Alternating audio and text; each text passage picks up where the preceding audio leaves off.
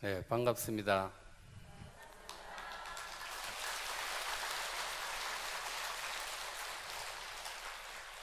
저는 방금 소개받은 마산교구 진해 덕산성당 제가 그 주임 신부로 지금 있습니다. 이제 올해로 마지막 이제 사제 사목 생활은 이제 마무리를 하고 내년부터 은퇴를 할 그런 이제 계획에 있습니다. 이 마지막 이제 사목 생활을 마무리하는 이 해에 여기 우리 또 삼성산에 초대를 받아서 여러분들과 함께 하는 시간을 갖게 돼서 대단히 기쁘게 생각하고 감사하게 생각합니다.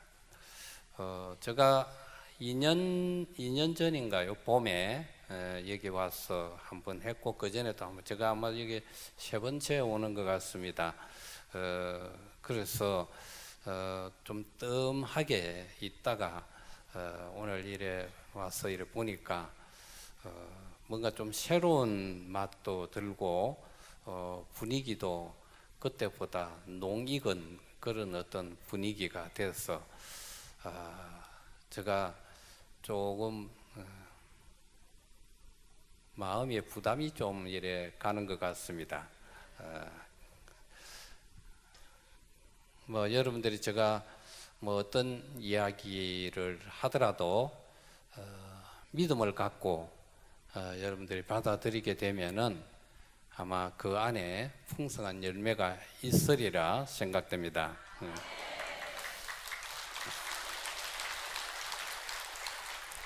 제가 한 10년 전인가요? 저 유럽 그 공동체 유럽의 그 5개국이 연합으로 매년 이 피정을 합니다. 피정을 하는데 그때 제가 피정할 당시에 독일에서 한 것으로 알고 있습니다. 근데 우연찮게 초청을 받았어요. 피정 지도 신부로 4박 5일 코스인데 그래서 저는 놀랐지요. 마산교구에서 이 무슨 한적한 그 시골 교구에 이름도 없는 그런 신부한테 그런 유럽 공동체 성령 기도회, 연합 성령 기도회 피정을 하는데 초청을 받아서 뭔가 꺼림직했고 의심이 많이 갔습니다. 분명히 내가 아닌데 내가 불림을 받았다 하는 이 생각 때문에 그래서 저를 이래 초청을 해서 소개를 하신 분이 두연자 자매님 아시죠?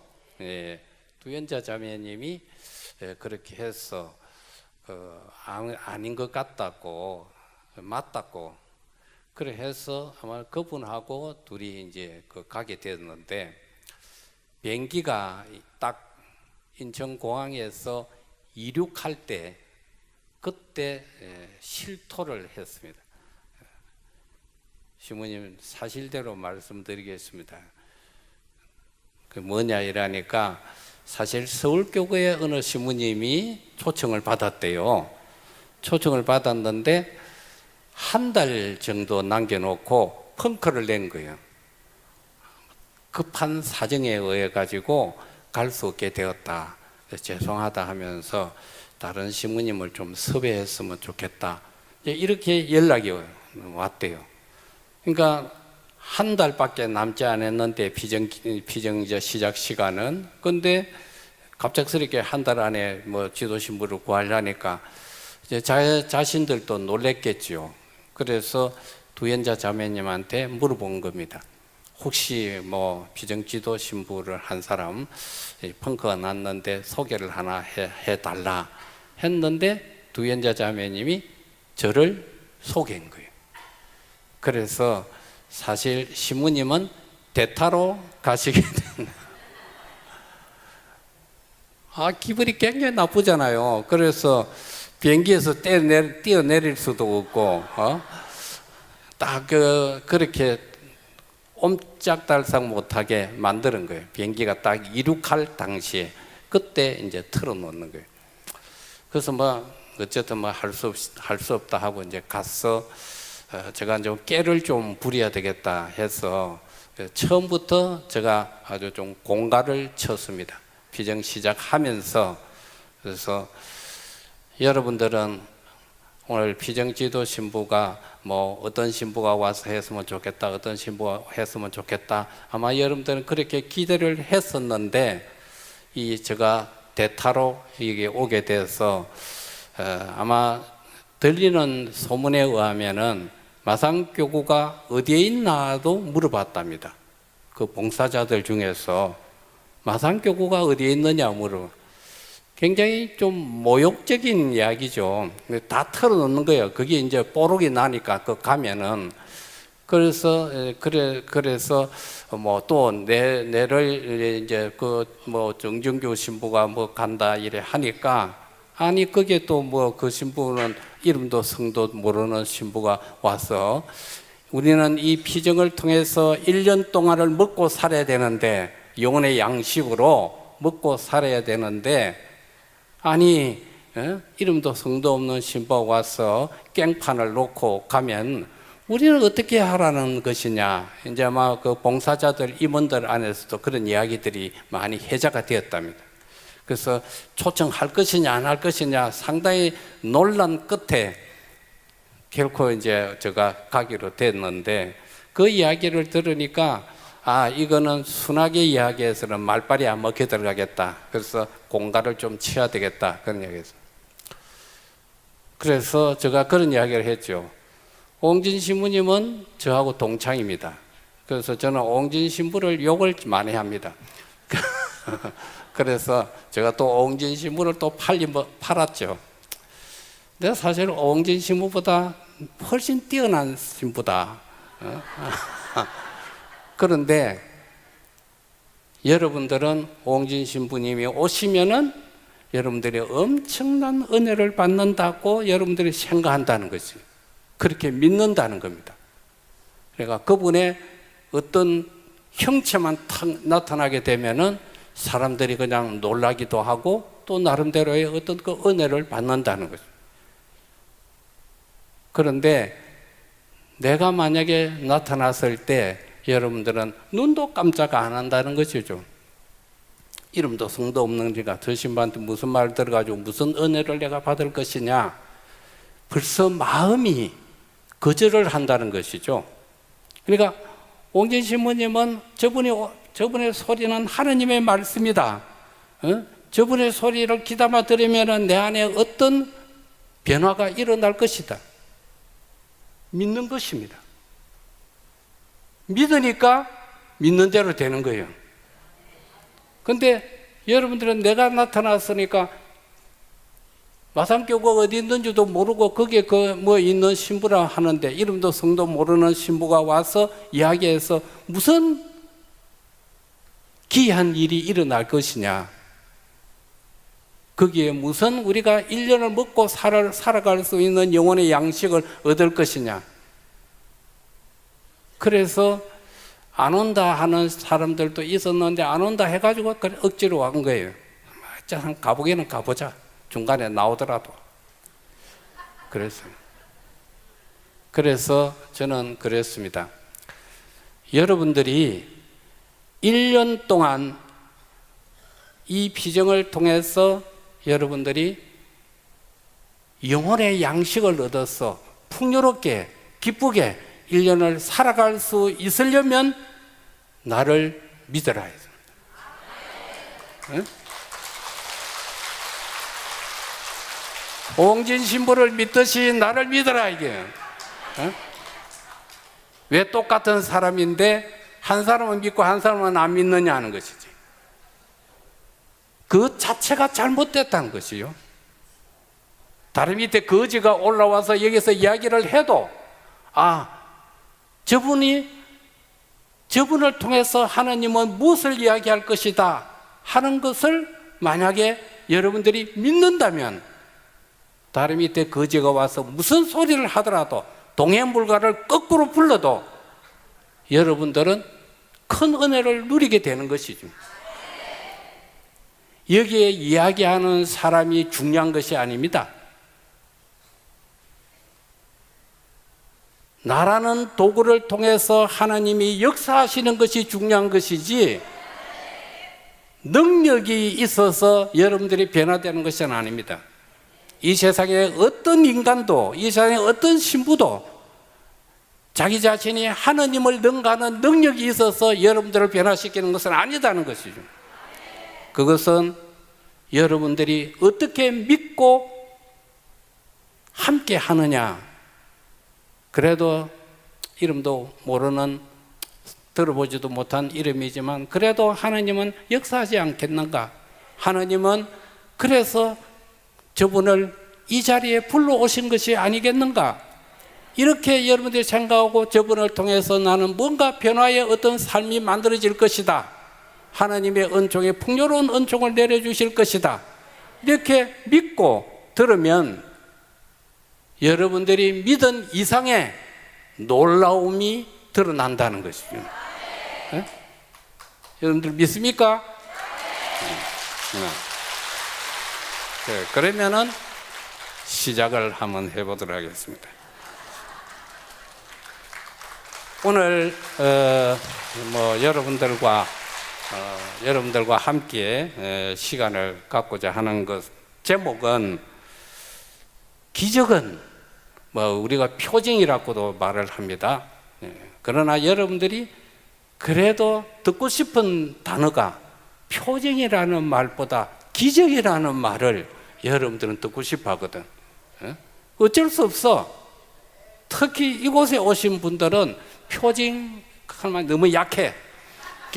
기적 해봐야 무엇이 좀 가슴에 떨림이 있고 손에 떨림이 온단 말이에요. 그래서 제가 일부러 그런 단어를 택해봤습니다. 기적은 어떻게 만들어지는 것인가? 그리고 기적의 목적은 어딘가? 목적지는 어딘가? 이런 제목을 가지고 여러분들과 함께 시간을 보내보도록 하겠습니다. 우선은 기적이 어떻게 만들어지고 그 기적의 목적지는 어딘가 하는 것을 알기 전에 선행되어야 할 것이 하나 있습니다. 첫째는 하느님을 정확하게 알아야 합니다. 하느님을 정확하게 모르는 데서 우리 신앙은 끊임없이 비뚤어져 갈 수 있습니다. 하느님은 누구이신가? 이거를 우리는 정확하게 알아야 됩니다. 정확하게 알아야 돼요.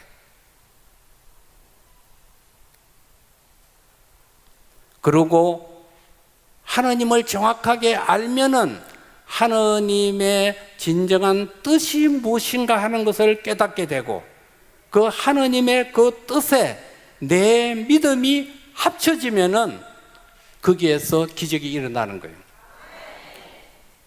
기적은 어떤 특별히 기적을 일으킨 사람이 여기에 와서 무엇을 이상한 손짓을 하고 이렇게 해서 기적이 일어나는 것이 아니라 여러분들 안에 여러분들이 기적을 만들어내는 것입니다. 그래서 하느님의 의지와 내 믿음이 합쳐지면 거기에서 우리가 전기의 플러스 선과 마이너스 선이 합쳐지면 어떻게 됩니까?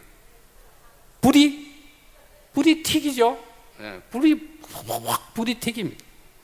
하나님의 진정한 뜻과 나의 믿음이 합치되면은 거기에 불꽃이 튀기는 거죠. 그게 표징의 불꽃이라 해도 좋고 기적의 불꽃이라 해도 좋은 것입니다. 불꽃이 튀겨지는 거예요. 자, 이것이 전제되어야 됩니다. 이것을 우리는 일단은 우리 머릿속에 입력을 시켜놓고 앞으로 저 말씀을 잘 들으시면은 아마 틀림없이 여러분들 각자 안에 많은 놀라운 능력들이 일어나게 될 것입니다.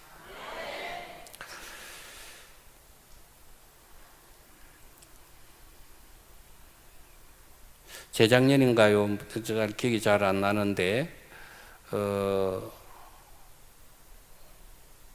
미국에서 우주 탐사선 주노를 목성 우리는 아마 목성이라 그러면은 우리 지구와 가장 가까운 것이 뭐 화성이라 그래요.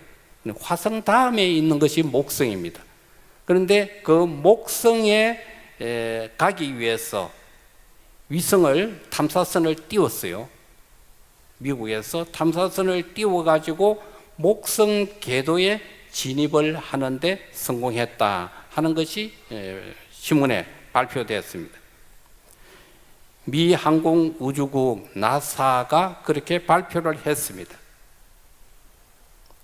그러니까 2011년 8월에 지구를 출발해서 시속 26만 4천 킬로. 자, 이 시속 26만 4천 킬로, 한 시간에 26만 4천 킬로를 달린다고 하면은 쉽게 이야기하면은 부산과 서울을 왕복하는데 우리는 1000킬로로 가면은 260번을 왕복한 겁니다. 부산과 서울을 260번을 왕복한 거리가 우리가 26만 4천 킬로입니다. 이게 한 시간에 가는 거리입니다. 우리는 비행기로 가도 서울에서 김해공항까지 가면은 1시간 걸립니다. 그러면은 비행기로 가는데도 1시간, 왕복하면은 2시간인데 비행기로 가는 그 거리도 2시간이 걸리는데 시속 26만 4천 킬로로 달린다고 한다면은 이 왕복이 260번을 왕복해야 된다는 거예요. 그만한 1시간에 달리는 거리가 그 정도입니다. 빛의 속도로 달리면 어떻게 되느냐? 빛은 1초에 30만 킬로와트입니다. 킬로와트, 30만 킬로미터. 1초에 30만 킬로미터를 달립니다. 그러면은 빛의 속도로 가게 된다면은 목성까지 지구에서 40분 걸린답니다. 빛의 속도로 가도 40분이 걸린대요.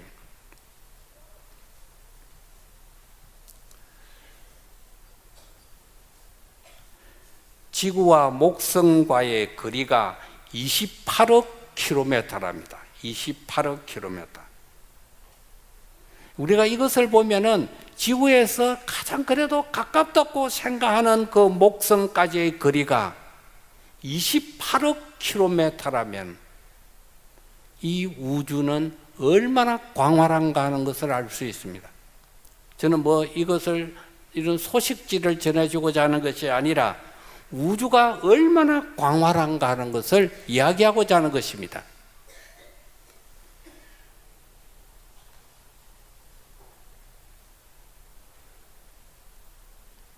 요즘에 뭐 전자망원경이 많이 발달이 되어 가지고 요즘에는 지구에서 1억 광년 떨어진 곳의 별들도 측량할 수 있답니다. 지구에서 1억 광년이 떨어졌다면은 1광년은 빛이 1년 동안에 가는 거리입니다. 1초에 30만 킬로미터로 1년 동안 가는 거리가 1광년이에요. 그러면 1억 광년이다. 상상할 수 있습니까? 그 거리를 상상할 수 없습니다. 그런데 거기에 1억 광년이 떨어져 있는 곳의 별을 우리 지금 미국 우주 나사에서 전자망원경으로 그걸 관측한답니다. 보인답니다. 그러니까 우주는 무한대입니다. 끝이 없습니다. 그런데 이 광활한 우주를 만드신 분이 누구십니까? 예, 이 광활한 우주를 만드신 분이 하느님이십니다.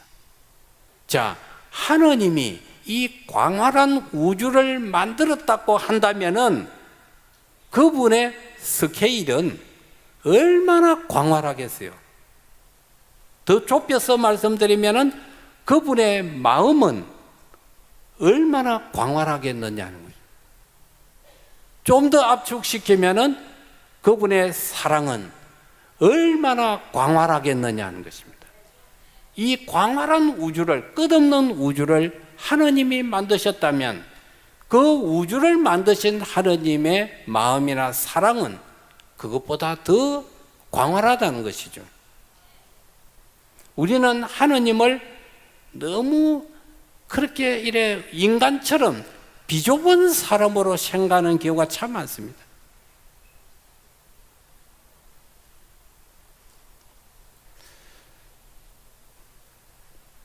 베드로가 예수님을 3번 배반했습니다.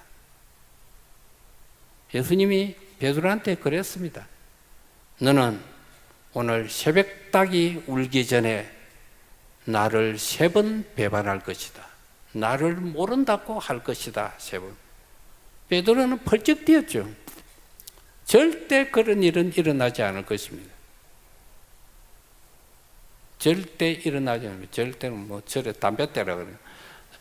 어쨌든 간에 그렇게 했는데 예수님의 예언대로 베드로 사도는 예수님을 3번 모른다고 했습니다. 나는 그분을 알지 못한다. 또 어떤 사람이 아니야 나는 당신 그분하고 함께 있는 걸 보았다. 아니다. 내가 아니다. 나는 그분을 모른다. 그렇게 닭이 울기 전에 3번을 배반했어요. 3번을 배반하고 나니까 닭이 울었어요. 이때 예수님이 비라도 앞에서 신문을 받고 바깥으로 나왔어요. 그래서 성서를 보게 되면은 베드로와 예수님이 그 순간에 마주친 거예요. 베드로는 3번 배반하고 어떨결에 정신이 없어가지고 아이고 내가 이 주님이 3번 배반했다 했는데 내가 정말 배반을 했구나. 이 일을 어찌하면 좋겠느냐 하고 있는데 예수님이 신문을 마치고 바깥으로 나오시면서 예수님과 베드로가 마주친 거예요. 서로 얼굴을 마주쳤단 말이에요.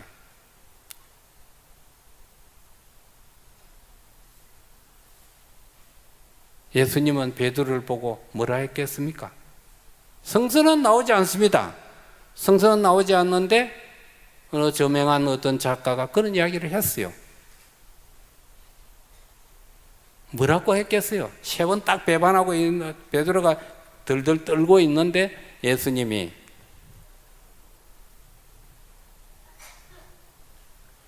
그래 내가 뭐라 하더노? 내가 3번 배반한다 안 하더나? 이렇게 말씀하셨겠어요? 아마 그분은 그렇게 말씀을 하시지 않았습니다. 아마 예수님은 베드로 사도를 보고 아마 이렇게 말을 했을 것이다. 걱정하지 마라. 괜찮다. 이것이 하느님의 사랑입니다. 우리 같으면 새끼 네가 그럴 줄 알았다. 하늘이 두 쪽 나도 배반 안 한다고 나중에 한번 보자. 너는 죽었어. 이제 아마 이렇게 아마 독설을 했을런지도 모릅니다. 우리 같으면. 그런데 예수님은 그렇게 말씀하셨다는 게 눈길로 베드로를 향해서 눈길로 걱정하지 마라. 괜찮다.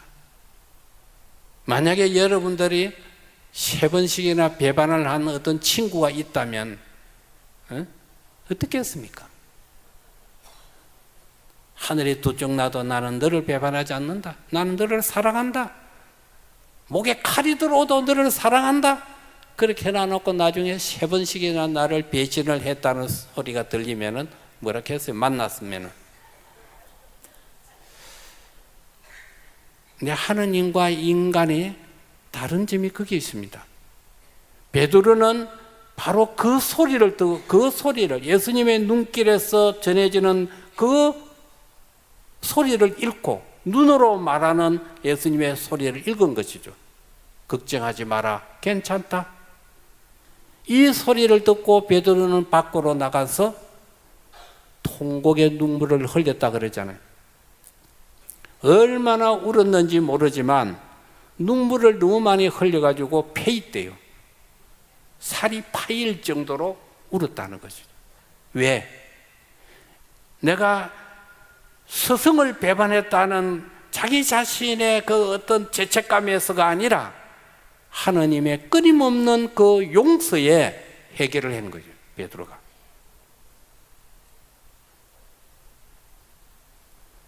탕자도 마찬가지입니다.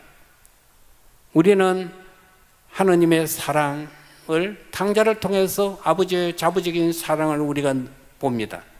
그런데 탕자가 해결을 한 것은 집으로 돌아올 때 해결한 것이 아닙니다. 우리는 성서를 잘 읽어보면은 예수님이 탕자가 아버지로부터 자기의 상속받을 재산을 전부 다 상속받아가지고 나가서 온갖 나쁜 짓은 다 하고 탕진해버려요. 알거지가 돼요. 어느 집에 가서 밥 좀 달라고 하니까 그 돼지 치는 곳에 가서 일을 시켰습니다. 밥은요, 그 돼지가 먹는 거 같이 먹어. 응? 그게 먹을 수 있습니까? 돼지 죽통에서 먹는데 자기도 그 같이 입을 맞대가 목에 머리를 맞대가지고 그 죽통에 입을 넣어가지고 먹겠어요? 그래서 포기했습니다. 마지막으로 탕자는 그렇게 생각했습니다. 아버지 집에 가면은 얼마나 잘 사는데, 얼마나 풍족하게 먹는데, 종들도 맨날 고깃밥. 나는 아버지 집에 가면은 죽지는 않겠다. 배는 부르게 불러서 하루하루 살아가겠다. 이렇게 생각한 거예요. 그러나 이제 아버지는 나를 자식으로 받아주지는 않을 것이다. 자식으로 받아주지 않아도 좋다. 밥만 넉넉하게 주면은 그것으로 족하다. 일단 아버지 집에 가야 나는 살 수 있다. 그래서 탕자가 아버지 집으로 간 것입니다. 아버지는 탕자 작은 아들이 상속을 받아서 먼 길을 떠나고 난 다음 그 다음부터 매일매일 아버지는 동구밭을 쳐다보는 거예요. 아들이 돌아올까? 매일매일 쳐다보는 거예요. 근데 어느 날 보니까 작은 아들이 몰골이 말이 아니었지만 알거지가 돼가지고 저 동구밭 밖에서 나타난 거예요. 아버지가 너무나 다급해가지고 그냥 신발도 신지 않고 그냥 보선발로 뛰쳐나가서 아들을 끌어안고 가락지를 끼워주고 비단 옷을 입혀주고 그랬어요. 탕자는 거기에서 해결을 하는 것입니다. 거기에서 제가 죽을 죄를 지었습니다. 죽을 죄를 지었다 하는 것은 아버지 집에 돌아올 때까지도 죽을 죄를 지었다 소리는 안 해요. 그런 생각은 없었어요. 배부르게 밥 먹는다는 생각밖에 없었어. 그런데 아버지가 그렇게 용서해 주니까 또 아들로 다시 받아주니까 아버지의 그 큰 사랑에 탕자는 그때 회개하는 것이에요. 제가 죽을 죄를 지었습니다. 저는 아버지 아들이 아닙니다. 그냥 품꾼으로 써주셔도 저는 감사할 따름입니다. 아버지는 아니다. 너는 내 아들이다. 가락지를 끼워주고 좋은 옷을 입혀주고 그렇게 해서 아들을 받아주는 아버지의 사랑 때문에 탕자는 진정한 해결을 하는 것이에요.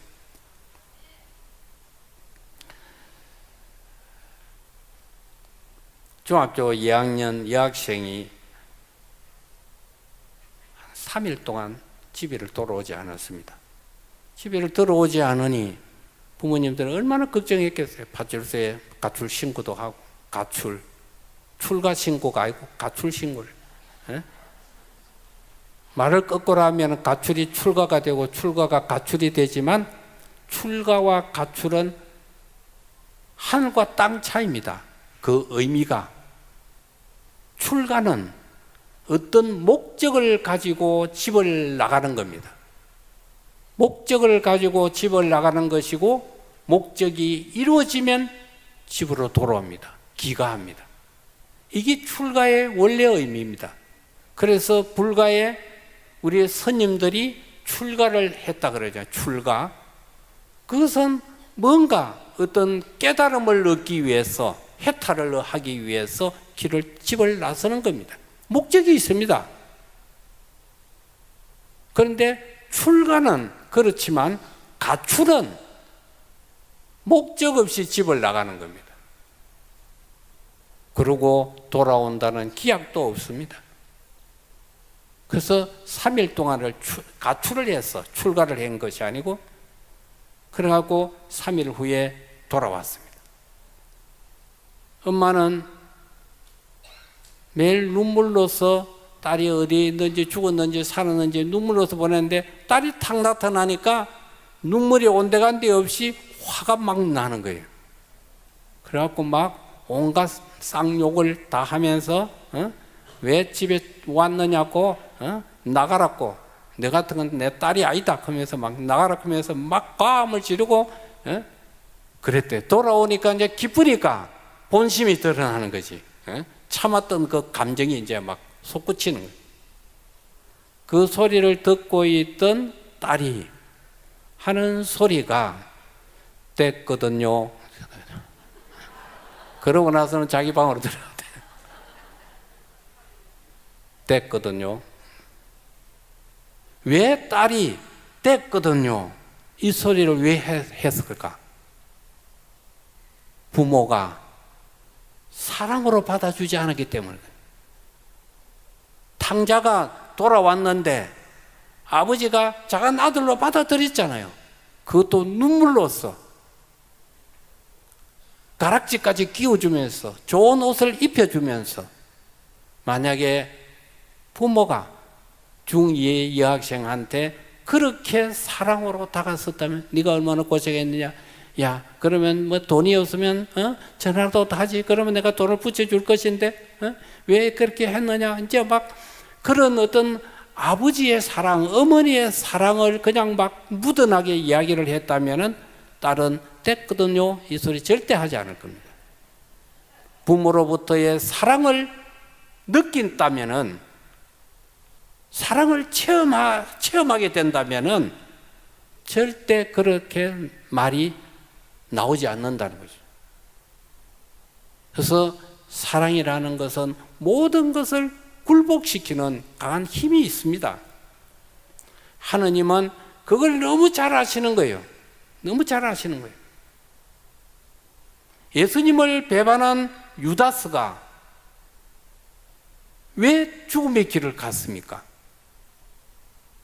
예수님은 당신을 배반한 것, 베드로도 배반하고 유다스도 배반했는데,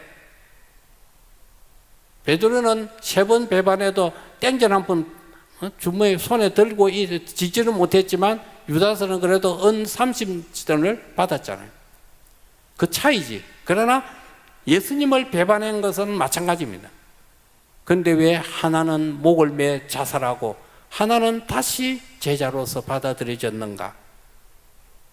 유다스는 스승의 사랑을 체험하지 못한 것입니다. 왜? 도망을 갔으니까. 두려웠어. 스승을 보기가 두려워서 유다스는 도망을 갔어요. 하느님의 사랑을 벗어나 버렸거든요. 베드로는 3번 배반해도 꾸역꾸역 그래도 그 자리에 있었어. 마음은 아파서 있었는 거예요. 그래서 예수님과의 그런 어떤 만남이 이루어지면서 사랑을, 스승으로부터의 그 지극한 사랑을 체험하게 되면서 통회를 하게 되고 해결을 하게 되는 거예요. 유다스는 그런 차이입니다. 주님으로부터 도망을 간 거예요. 이것이 구원을 받지 못하는 하나의 길입니다. 주님을 만나면 완전히 그냥 벼락을 내려가지고 죽일 것처럼 생각했겠지, 유다스는. 그거는 주님을 잘 몰랐잖아요. 하나님을 몰랐던 겁니다, 잘. 우리도 그런 차원에서 아까 제가 초반에 기적은 어떻게 만들어지는 것이고 그 기적이 목적지는 어딘가, 이것을 알기 위해서는 우리는 하느님을 먼저 알아야 된다는 것을 압니다. 우리는 하느님이 그렇게 사랑이 짙은 분이신 줄은 잘 모르잖아요. 우리는 복음의 말씀을 예사로 듣는 경우가 있습니다. 예수님은 그렇게 말씀하십니다. 나는 너희들의 머리카락까지 다 헤아리고 있다. 이 말은 우리 예사로 듣습니다. 아, 하느님 우리한테 관심이 많구나. 그런 정도 선에서 끝납니다. 관심이 많은 것이 아닙니다. 머리카락까지도 다 헤아려 놓았다 하는 것은 우리 부모님들이 자기 자녀들 머리카락 몇 개인 줄 아십니까? 모릅니다. 헤아리는 사이에 빠져버립니다. 어떻게 헤아릴 거야? 우리 자녀 머리카락이 아무리 내가 자녀를 사랑해도, 내가 자녀를 위해서 목숨을 바친다고 하더라도 자녀의 머리카락까지는 모릅니다. 몇 개인지. 그러나 예수님은 분명히 말씀하셨어요. 너희의 머리카락까지도 다 헤아려 놓았다. 집에 자녀들이야 한두 명밖에 없지만 이 지구상에 70억이 사는 이 지구상에 모든 사람들의 머리카락을 다 헤아려 놓았다. 하느님의 그 큰 사랑을 우리는 읽어볼 수 있습니다. 그만큼 하느님은 사랑이 무한하다는 것을 우리는 거기서 읽어보는 것이죠. 그래서 베드로 사도가 예수님에게 그런 이야기를 하잖아요. 주님, 저에게 잘못한 사람 몇 번이나 용서해 주면 되겠습니까? 7번 정도까지도 용서해 주면 되겠습니까? 베드로에게 7번의 용서라는 것은 엄청나게 큰 것입니다. 한 번도 용서해 주지 않는 분이에요. 그런데 주님한테 점수 한번 따보려고 7번까지 용서해 주면 되겠습니까? 그러면은 아마 예수님은 베드로 보고 그렇게 이야기할 줄 알았겠죠. 베드로가 그래, 너가 그렇게까지 많이 용서를 해주려고 하느냐, 참 넌 착하다. 아마 이런 소리를 들으려고 부풀린 거지.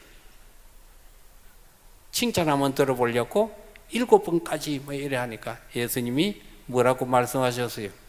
7번뿐만 아니라 7번씩 70번까지 용서해 주라. 용서에 무한대입니다.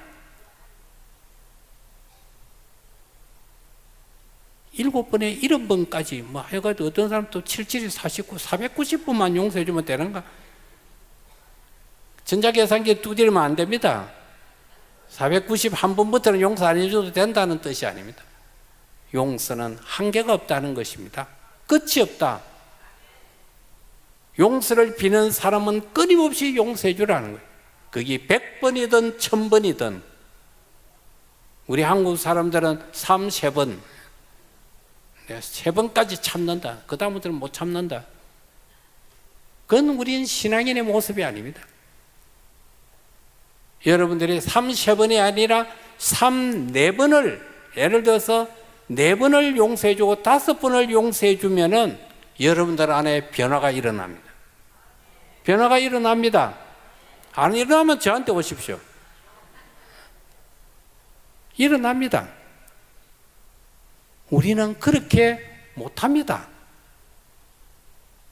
명절이 되어서 어떤 신자가, 제가 지난번 구정 때입니다. 어떤 신자가 집에 안 가요. 자기 고향이 저 멀리 경기도 쪽에 있는데 그래 성당에 와서 조비를 하고 있어. 그래 내가 이상하다 싶어서 그래 당신은 왜 집에 안 가느냐. 한숨을 푹 쉬면서 집에 가봤자 또 싸울 건데 그냥 가기가 싫어서 안 간다. 그래 이제 뭐 나름대로 이런 이야기 저런 이야기 하면서 그러는 거예요. 그의 형제들 간 또 부모와의 관계, 그것이 명절 때 그 참 오랜만에 가족들이 이렇게 모였는데 오손도손 그렇게 살갑게 그렇게 지내는 것이 아니라 서로가 어르렁 된다는 거죠. 문제는 무엇이겠습니까? 돈입니다. 돈이에요. 그래서 그분은 눈물을 흘리면서 그래 가고 싶지만 갔다 오면은 너무 마음이 아프니까 안 간다는 거죠.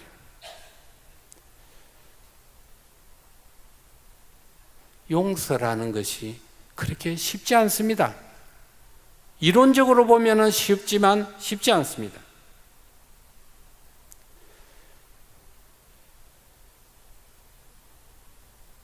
하느님의 사랑은 어떤 면에서 보면 이 우주 공간에 떠돌아다니는 블랙홀과 같습니다.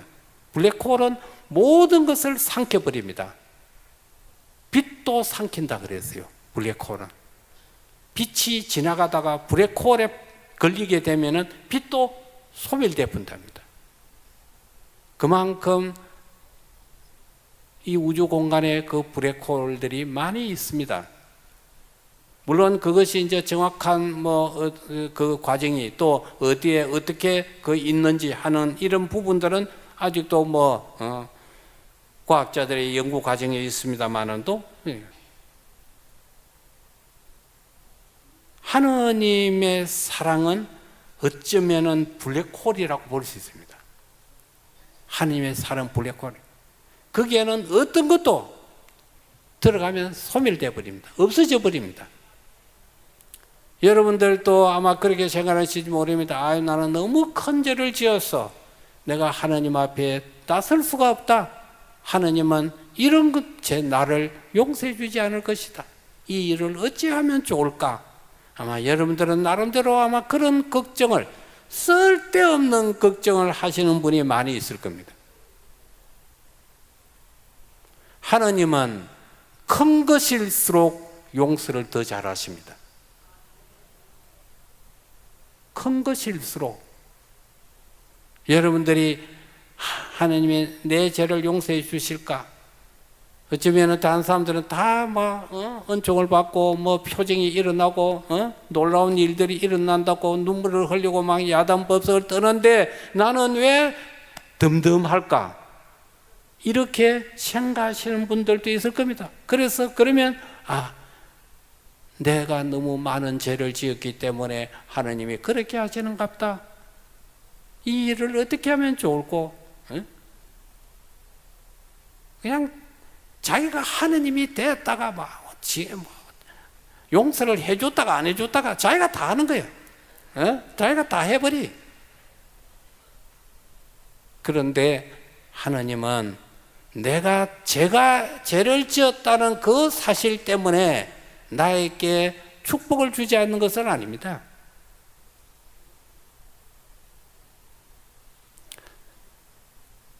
그것이 죄라는 것이 용서받아야 축복이 온다고도 하는 것도 아닙니다. 우리는 그런 경우가 많이 있잖아요. 영성죄 하는 것도 마찬가지. 제가 이런 이야기를 이런 곳에서 하게 되면 그걸 잘못 이용할까 해서 좀 저도 약간 두려운 마음은 있습니다만은 예수님이 공생활을 통해서 만났던 사람들을 보십시오. 바리새인이나 율법학자들, 그 나름대로 그 시대의 종교학자들, 나름대로 사람들 앞에서 착하게 잘 산다는 것, 사람들 앞에서 법을 잘 지킨다고 하는 사람들, 그런 사람들과 상종하면서 지내지 않았습니다. 우리가 잘 아는 예수님이 만났던 사람들은 거기에 죄인들도 있고 또 가늠한 여인도 있고 민족의 배신자도 있고 온갖 죄로 얼룩진 사람들을 예수님은 다 만나고 또 그들의 집에 가서 식사도 하고 했습니다. 오히려 거룩하다고 하는 사람들, 바리사이 율법학자, 바리사이라는 이 말 자체는 속된 것에서 분리되어 나온 자라는 뜻입니다. 얼마나 교만한 단어입니까? 속된 것, 더러운 곳에서 분리되어 나온 나는 깨끗한 사람이다 하는 뜻을 가진 것이 바리사입니다. 그러니까 남은 죄악시하면서 남은 죄인 취급을 하면서 자기는 거룩한 자라고 생각하는 사람, 이것이 바리사입니다. 우리들 중에서도 바리사이가 있잖아요. 그래서 하나님은 우리의 죄 때문에 우리의 앞길을 막는 그런 쪼잔한 분이 아닙니다. 여러분들이 하나님을 쪼잔하게 만드는 그런 분이 아닙니다. 믿기만 하십시오. 믿기만 하면 모든 것이 가능해집니다.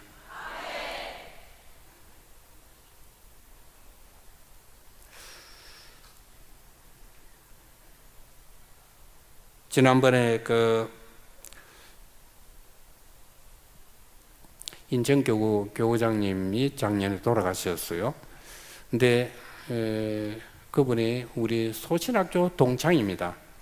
고등학교 때 같이 입학을 했죠. 성신고등학교에. 그래서 장례식 때 우리 동창들이 이제 다 갔죠. 근데 내 옆에 수원교구 신부님이 한 번 이래 앉아서 이제 미사 시작하기 전에 저한테 저를 보더만은, 야, 너 요새 얼굴이 좀 좋다. 좋은 일이 많이 있는 모양이지. 그런 이야기를 했어요. 네 얼굴에는 막 빛이 나는 것 같다 하면서 이제 그랬어요. 그래서 제가 그 자리에서 이런 이야기를 했죠. 빛은 무슨 빛? 발악하는 빛이지. 내가. 이렇게 이제 자기도 농담으로 했지만 저도 이제 농담으로 그렇게 받았습니다.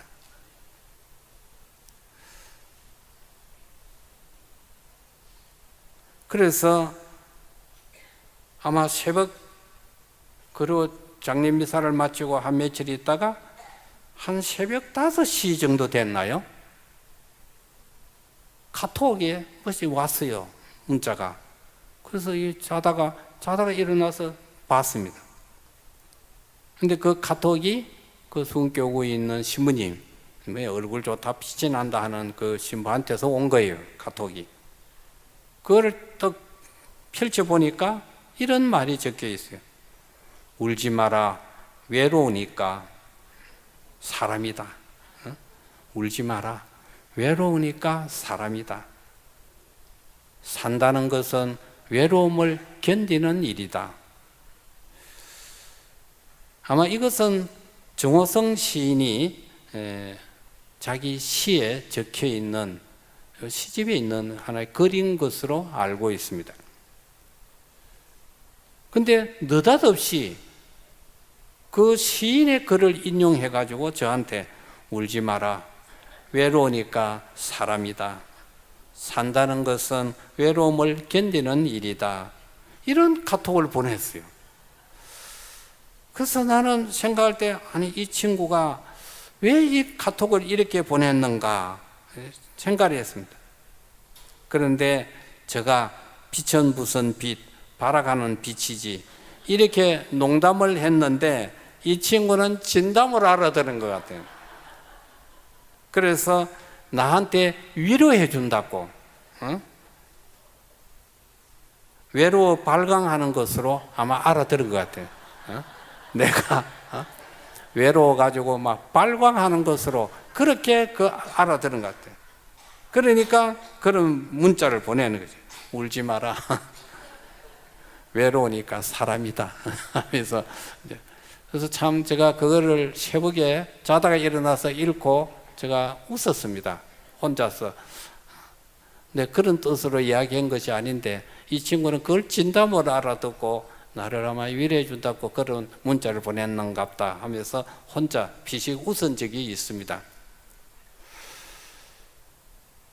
만약에 하느님께서 발광하는 우리를 보신다면, 여러분들도 그렇잖아요. 때로는 발광할 때가 있지 않습니까? 일도 제대로 되지도 않고 그렇다고 해서 무슨 기도 생활이나 이런 것도 잘 되지 않고 유난히 날이 더우니까 아무것도 하기가 싫어지고 그냥 막 그러다 보니까 혼자서 이제 발광하는 일이 잘 풀리지 않으면 그럴 수 있습니다.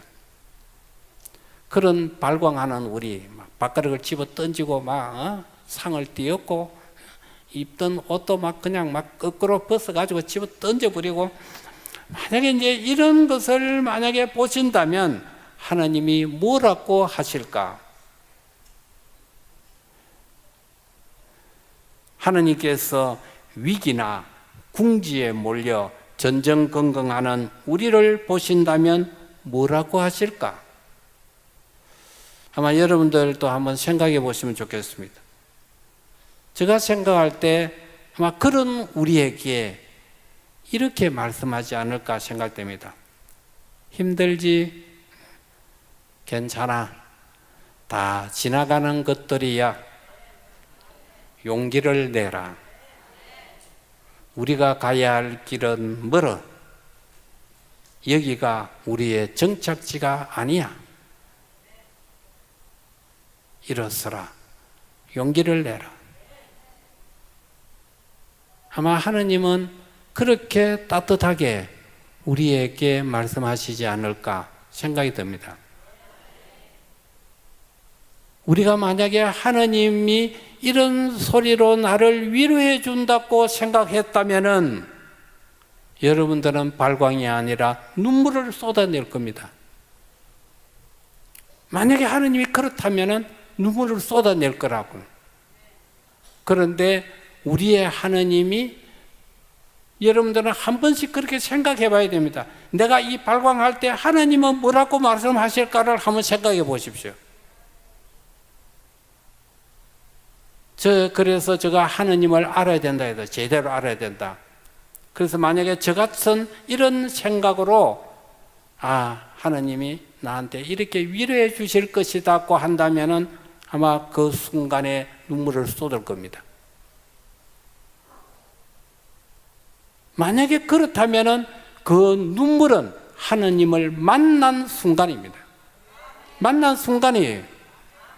그것이 기적입니다. 기적은 눈을 뜨고 절름발이가 일어서서 걸어가고 죽었던 사람이 벌떡벌떡 일어나는 것만이 기적이 아닙니다. 매 순간순간 우리들의 삶 속에서 하느님을 만나는 체험을 하게 된다면 그것이 기적이에요. 그래서 삶은 모두가 기적입니다. 모두가 기적이에요. 기적이 아닌 것이 없습니다. 다만 우리는 그것이 기적이라고 생각하지 않기 때문에 내 안에 감동을 주지 못하는 거고 나를 움직이지 못하는 것이에요.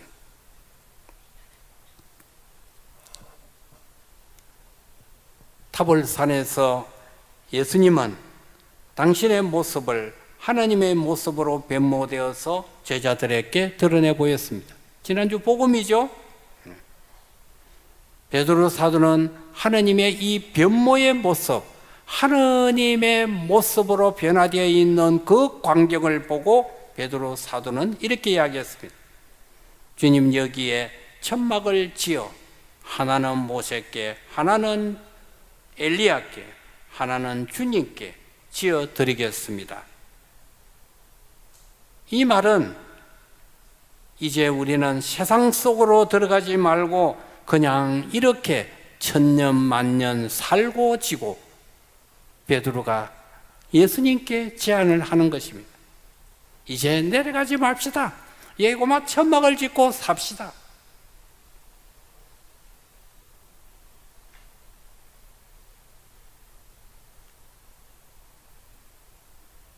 예수님은 베드로의 이 제안에 아무런 대꾸도 하지 않고 그냥 하산을 합니다.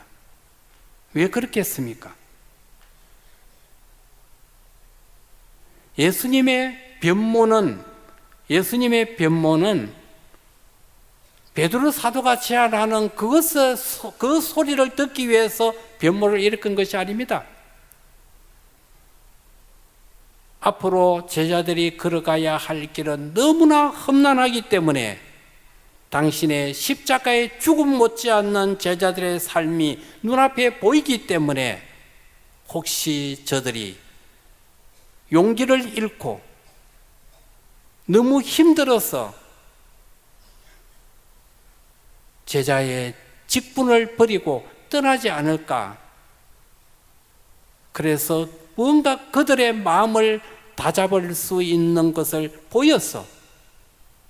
그들이 유혹을 받을 때, 떠나고 싶은 용기를 잃게 될 때, 오늘의 이 모습을 연상하라는, 추억하라는 의미에서 아마 예수님은 당신의 모습을 하느님의 모습으로 보여주신 것이 아닌가.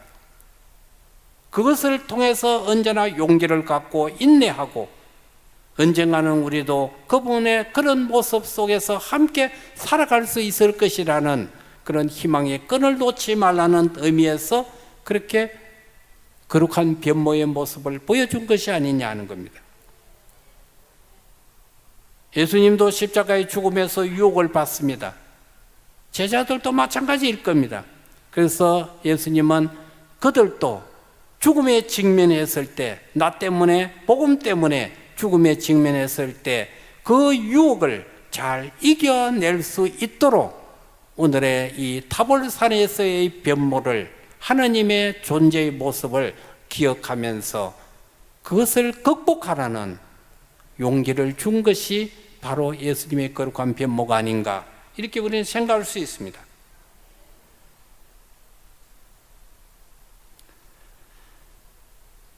그래서 예수님은 그런 용기도 주면서 동시에 오늘의 이 영광스러운 것, 너희들만 마음속에 간직하지 말고 세상으로 내려가서 사람들에게 이 이야기를 하라는 것입니다.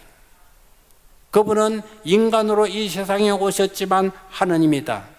우리는 그분이 하느님인 것을 안다. 우리 눈으로 보았다. 베드로 사도도 성요한 사도도 그렇게 자기의 서간을 통해서 이야기하고 있습니다. 우리는 보았다 합니다. 그것이 얼마나 그들에게 용기고 또 다른 사람들에게도 용기를 북돋아주는 일이냐 하는 것입니다. 그래서 너희들은 이것을 선포하라는 것입니다. 여러분들이 오늘 이 자리에 와서 여러분들이 2박 3일 동안 피정을 하면서 나름대로 우리 안에 어떤 많은 변화가 일어났다면 그것은 내 혼자만이 간직할 것이 아니라 그것은 세상을 향해서 외쳐야 됩니다.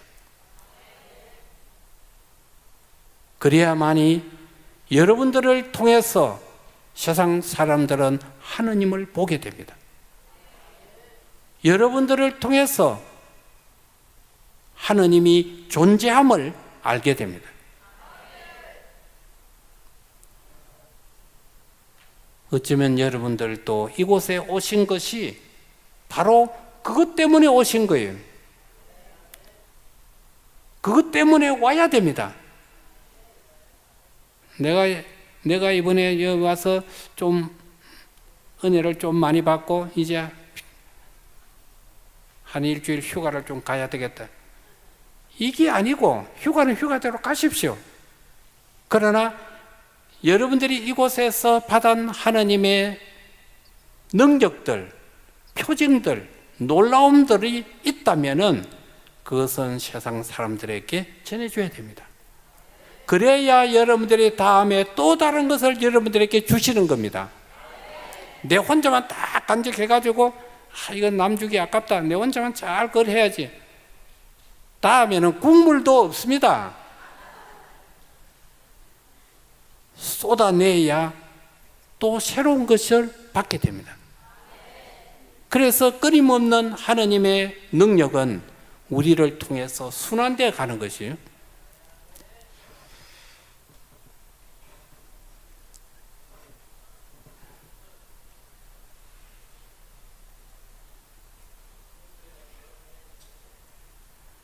중국의 그 베이징시 그 장평구에 위치한 산이 하나 있는데 그 산의 이름이 은산철벽입니다. 가보신 분은 아마 관광을 하셨으리라 생각됩니다. 이 은산철벽이라는 것은 워낙 높고 험준한 데다가 겨울이면은 흰 눈에 덮여 있기 때문에 그 이름을 얻었다고 합니다. 그래서 언제나 은빛깔로, 그래 철벽같이 은빛깔로 그렇게 서 있다고 해서 은산철벽이라는 이름을 받았다고 합니다.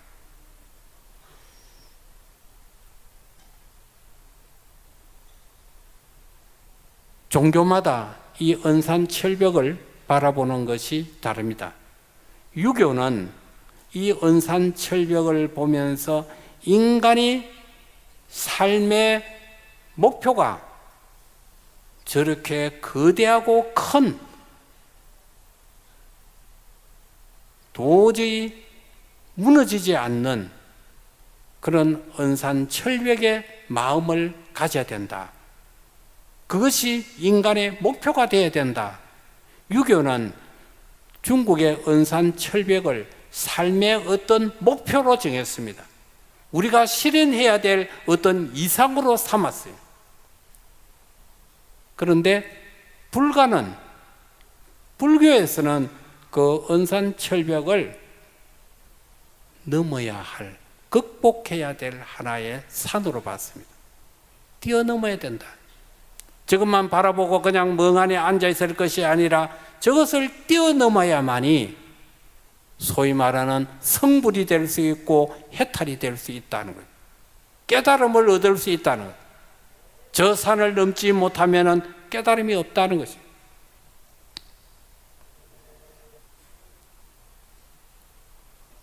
그러니까 이 세상에 어떤 가치나 성취의 정점에 있다고 하더라도 구원은 그것을 뛰어넘지 못하면 불가능합니다. 우리 천주교도 마찬가지입니다. 그 높은 것을 뛰어넘어야 하는 것입니다.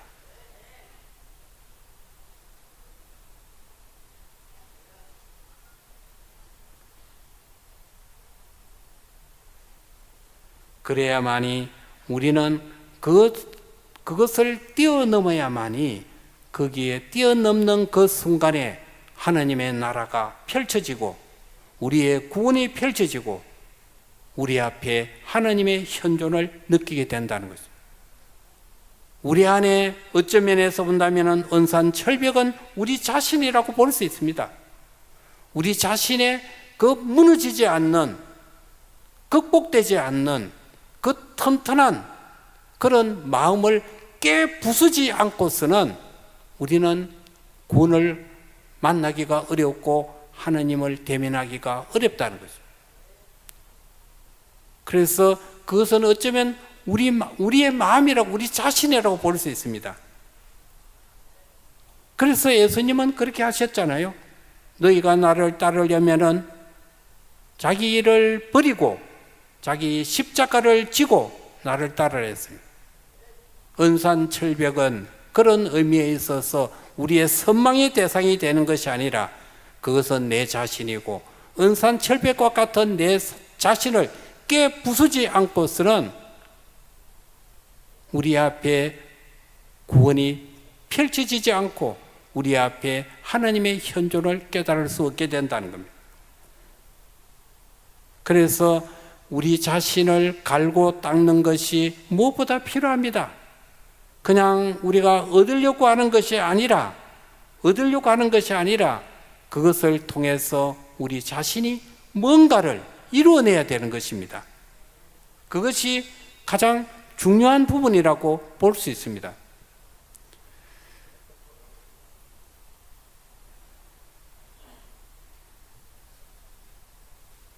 하느님의 구원은 혼자 가는 것이 아니라 우리는 함께 가야 합니다. 넘어진 자를 일으켜 세워서 업고 가야 하는 것입니다. 그래서 기적이나 치유는 신앙의 어떤 완성이나 정점이 아니라 넘어야 할 또 하나의 장벽입니다. 우리는 그걸 생각해야 됩니다. 기적이 일어났다, 내 안에 치유가 일어났다, 내 안에 어떤 표징이 일어났다고 하면은 그것이 내 신앙의 완성이 아닙니다. 그것을 통해서 우리는 또다시 가야 할 곳이 있습니다. 우리의 목적지가 있습니다.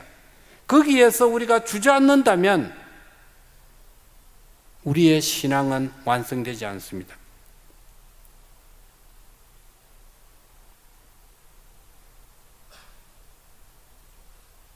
우리는 그런 우리 자신을 깨부수지 않고서는 우리 안에 구원을 만나기는 어렵고 우리 안에 진정한 하나님의 모습을, 현존을 우리가 맞닥뜨리기는 어렵다는 것입니다.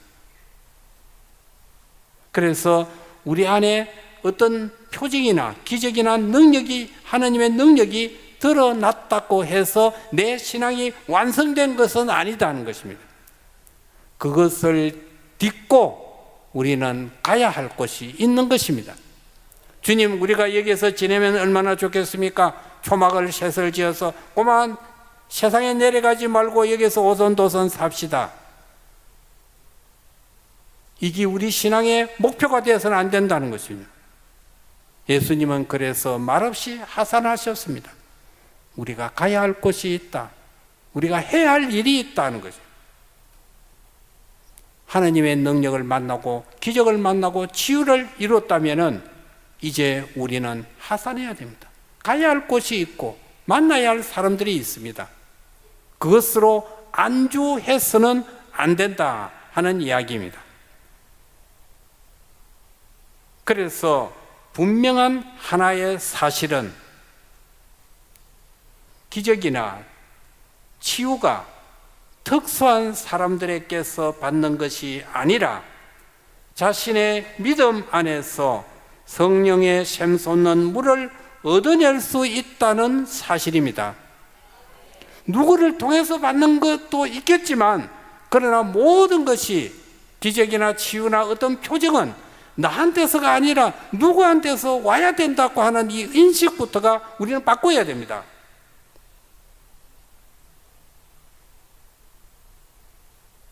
우리가 예수님이 그랬죠.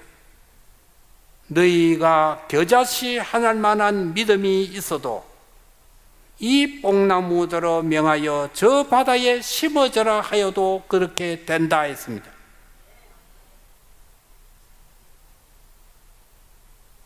겨자씨 하나만. 이스라엘에 가면은 그 겨자씨 같은 거를 이제 뭐 구경을 많이 시켜주고 또 직접 우리가 만져보고 합니다.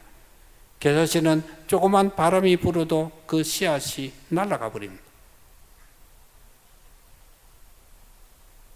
마치 민들레 꽃씨와 같아.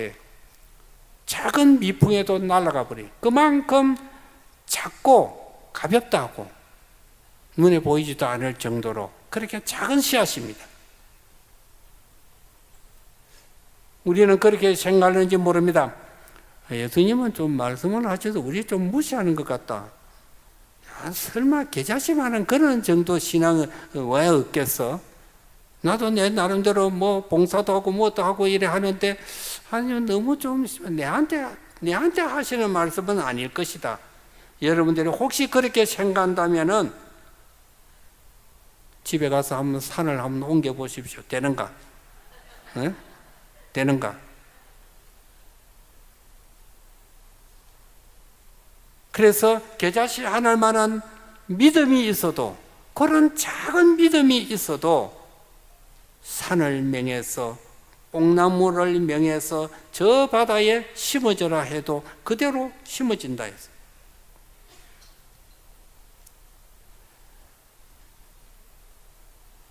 한 소경이 주님 저로 하여금 눈을 뜨게 해 주십시오.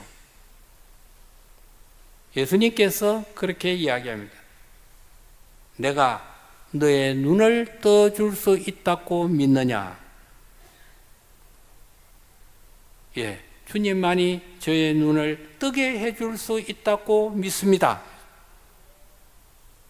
예수님은 그 소경의 눈을 만지면서 그렇게 이야기하죠. 너가 믿는 대로 되리라 했습니다. 너가 믿는 대로 되리라.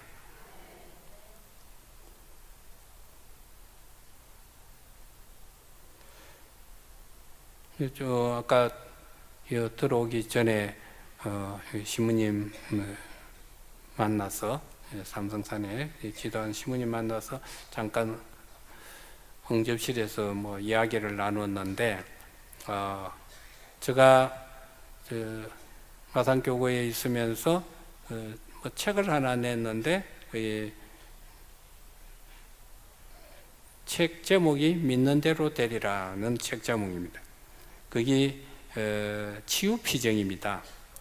그래서 그 6일 동안 하는 치유피정인데 그 시무님이 그걸 가지고 여기에서 8일간 피정을 한번 하면 좋겠다. 그래서 시무님이 할 계획이다 이렇게 하셨어요. 그래서 시무님이 책을 쓰셨는데 우리가 그렇게 마음대로 해도 되겠죠.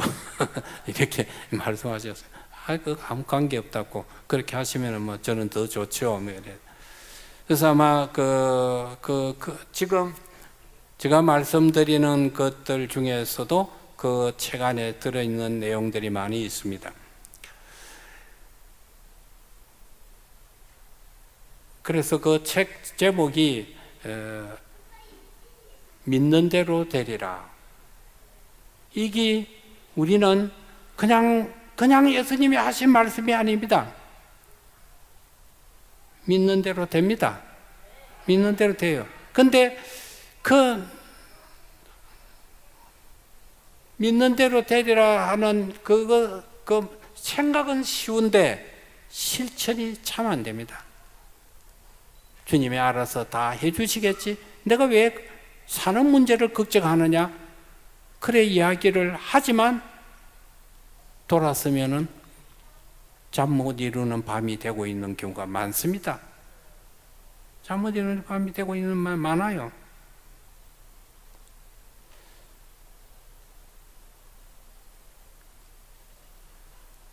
예수님이 당신의 능력을 믿음이라는 보물 창고 안에 넣어두셨습니다. 하느님의 능력을 믿음이라고 하는 보물 창고 이름이 믿음이라고. 그 믿음이라는 창고 안에 당신의 능력을 차곡차곡 넣어두셨어요. 그 창고 문을 열 수 있는 열쇠는 믿음입니다. 여러분들이 그런 믿음의 그 창고를 열 수 있는 믿음을 만들면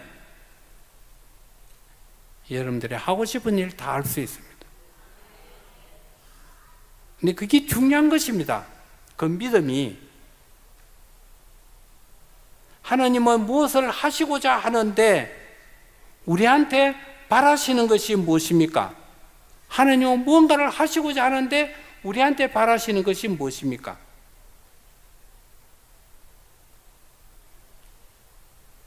계자실 만한 믿음입니다. 우리한테 바라시는 것은 그 믿음을 요구하십니다. 그것만 협조해 주신다면은 우리 안에서 하나님의 모든 능력들이 그 믿음의 통로를 통해서 우리 안에 드러나게 됩니다.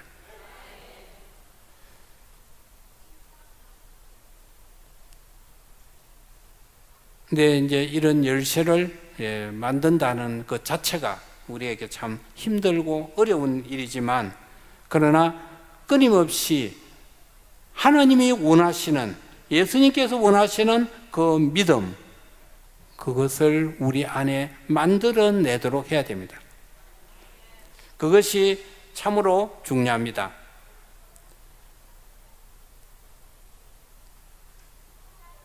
실로암, 우리 노래도 있습니다만 실로암의 맹인이 치유를 받는 요한복음 9장에 보면 나옵니다. 그 맹인이 저에게 저를 눈을 뜨게 해 주십시오. 저를 구원해 주십시오. 예수님은 그 맹인을 쳐다보시면서 침을 뱉어서 그것을 가지고 흙을 개어서 눈에다가 바르죠. 혹시 또 눈이 안 좋은 사람은 또 괜히 막 침받다가 진액을 막 바르고 가면 오히려 나쁜 눈이 멀어버리게 될 수 있습니다. 그건 치유의 방법이 아닙니다. 예수님이 하신다고 그대로 본받으면 안 돼요. 예수님은 가능하지만 우리는 가능하지 않습니다. 그래서 침을 개어서 눈에다가 바르고 난 다음에 뭐라 했습니까? 실로암 연못에 가서 씻으라 했습니다. 만약에 이 맹인이 귀찮아서 가지 않았다면 어떻게 됐을까요? 눈을 뜨겠어요? 뜨지 않았겠어요? 못 뜨겠죠. 또 그 맹인이 주님 고마 이 자리에서 씻겨 주십시오. 만약에 그런 제안을 했다도 그 맹인은 눈을 뜨지 못했을 것입니다. 실로암 연못에 가서 씻으라 하는 것에서 일어서서 가서 씻는 행위는 우리의 믿음의 행위입니다. 그거는 협조해야 됩니다. 그거는 협조해야 돼. 시리아의 총사령관 나만 장군이 문둥병에 걸려 있을 때 이스라엘의 엘리사 예언자를 찾아왔습니다. 이 문둥병을 좀 고쳐주십시오. 시리아의 나만 장군, 그 당시에 시리아의 군사력이라는 것은 이스라엘과는 비교되지 않을 정도로 강대합니다. 그런데 그 총사령관이 그 시골의 한적한 곳에 있는 엘리사 예언자를 찾아와서 문둥병을 고쳐달라 해요. 엘리사 예언자는 방문도 안 열어봅니다. 방문도 안 열어보고 제자에게 그런 이야기를 합니다. 저 사람한테 가서 요단강에 가서 7번 몸을 씻으라. 고 해라. 그러니 그 밑에서 일하는 제자가 와서 우리 스승님이 말씀하시기로 요르단강에 가서 7번 목욕하라 합니다. 나만 장군이 화가 났어요. 요르단강 그거 뭐 황토물같이 더러운데 그거 가서 내 몸 씻어가고 나을 뺏겨서 우리 시리아에 가면 엄청나게 깨끗한 강물도 많이 있는데 거기 가서 씻고 나는 게 낫지. 안 가라는 겁니다. 만약에 그 나만 장군이 정말 요르단강에 가서 씻지 않고 자기 나라의 깨끗한 강물에서 7번을 목욕했다면 병이 나았겠습니까? 안 났습니다. 왜냐? 하느님의 말씀대로, 예언자의 말씀대로 순종하지 않았기 때문입니다. 요르단 강물이 문둥병을 낫게 해주는 치료약이 아닙니다. 그렇다고 해서 문둥병 걸린 사람 전부 다 지 혼자 가가지고 요르단 강물에 가서 7번이 아니라 100번을 목욕해 보십시오. 안 낫습니다. 요르단 강물이 문둥병을 낫게 하는 효과가 있는 것이 아니라 그분의 말씀이 효과가 있다는 겁니다. 하느님의 말씀에 순응하는 것이 우리가 바라고 원하는 것을 얻어낼 수 있다는 것입니다. 우리는 그 정도는 협조해야 됩니다. 그래서 시리아 나만 장군이 요르단강에 내려갔습니다. 부하가 그래서 이야기했습니다. 아니 장군님한테 큰 일도 시키는 것도 아니고 죽으라 하는 것도 아닌데 아니 목욕 가서 7번 목욕하라는데 뭐 그게 어렵다고 거절하려고 하십니까? 가십시오. 그래서 나만 장군이 가서 7번 목욕하니까 살이 어린애 살같이 보드럽게 솟아났어요. 그래서 치유가 되었습니다. 너무 기뻐서 나만 장군이 가져온 모든 검은 보석을 다 엘리사 예언자에게 바쳤습니다. 그러나 엘리사 예언자는 가져가라 했습니다. 나에게 있어서 이것은 아무 소용이 없다. 아무 소용이 없다. 도로 가져가라. 그러니까 나만 장군이 그러면 예언자님, 이 땅에 흙을 한 자루 퍼가지고 갈 수 있도록 허락해 주십시오. 흙은 많이 있으니까 뭐 한 차를 가져가든지 뭐 그건 네가 알아서 해라. 그러면서 흙을 한 포대 퍼서 가져가면서 이런 이야기합니다. 제가 이 흙을 가져가는 것은 이 흙이 이 땅에, 이스라엘 땅에 하느님의 현존하는 그 자리의 흙이니까 저는 이 흙을 이제 하느님의 현존으로 생각하고 섬길 것이다. 이 세상에 야훼 하느님밖에 신은 없다 했습니다.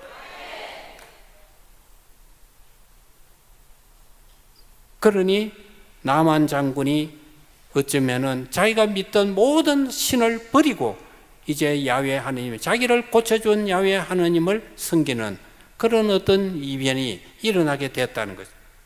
그래서 제가 여기서 말씀하시고자 하는 것은 가장 중요한 것은 그분의 말씀에 협조하는 것. 그분이 뜻하는데 우리가 조금 협조하는 것.